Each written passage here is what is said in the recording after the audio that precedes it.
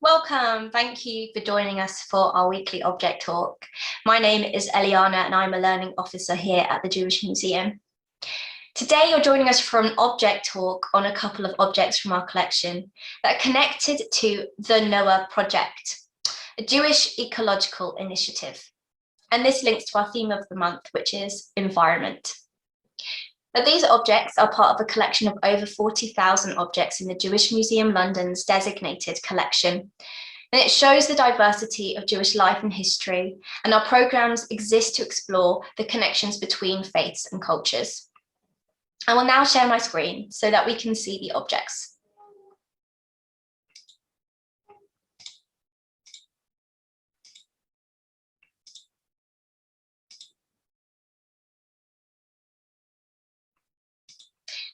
This object is a 6-page folded leaflet that was circulated by the Noah Project in the early 2000s.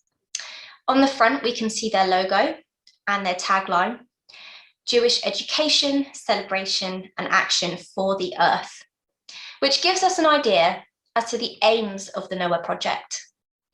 There's also a quote from Ecclesiastes Rabbah 7:28.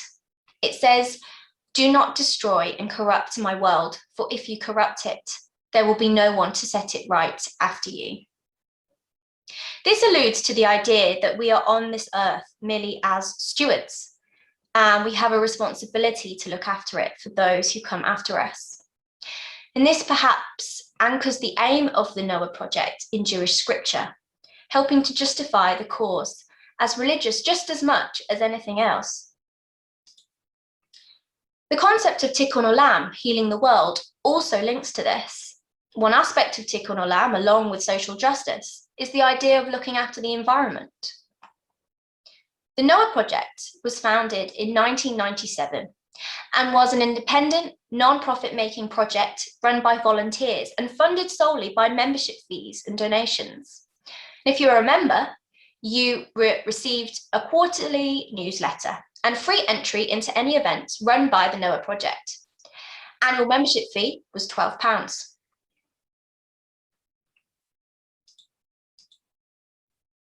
Here we have a newsletter that was sent out by the Noah Project, and this one was called Partners in Creation, Making a Difference. It is a 4-page leaflet outlining ways of helping the environment.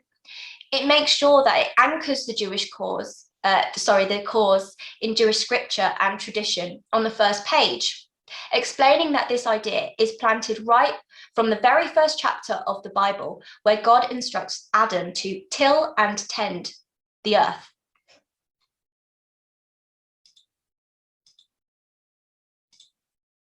It also educates its reader and explains how we as individuals in our own households can do small things to contribute to helping the environment, and how both the Noah Project and the Board of Deputies encourage the reader to complete these tasks.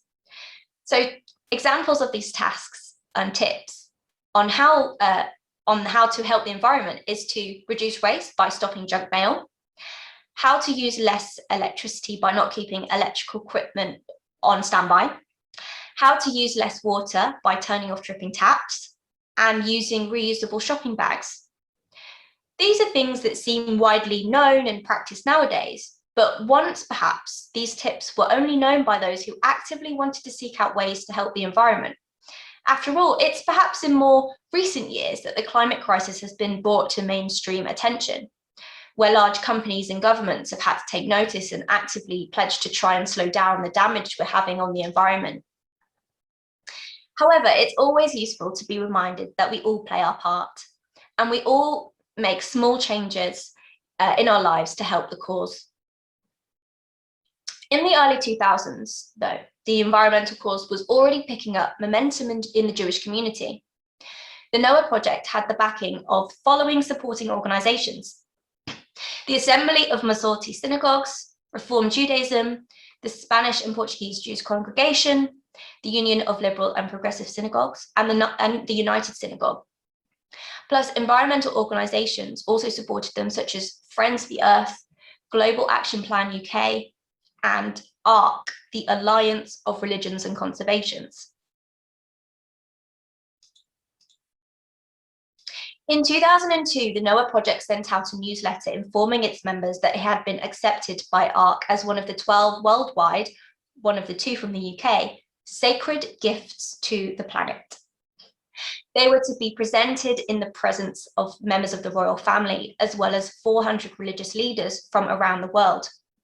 Martin Palmer, the Secretary General of ARC, had sent a letter to the Board of Deputies and the Noah Project, in which he told the organisation that they had met the criteria established by ARC and its partner, the Worldwide Fund for Nature, as a project, in his words, as innovative significance, offering a special fusion of religious and environmental interests. This perhaps suggests that the Noah Project was one of the pioneers to bringing attention to the environmental cause, and in a unique way, fusing it with religion to make it a religious cause as well. Other topics that were covered in this newsletter: the issue of nappies and their effects on the environment. Also, a dialogue written between God and Moses, with Moses explaining how what they called suburbanites keep their gardens. How the suburbanites call flowers that attract pollinators weeds and get rid of them. How they cut their lawns back, sometimes twice a week. And how they cut down trees to create mulch, among other acts deemed criminal by the organisation. Although humour played a huge part in this education, I actually did learn some valuable lessons on why these things might disrupt the natural cycle.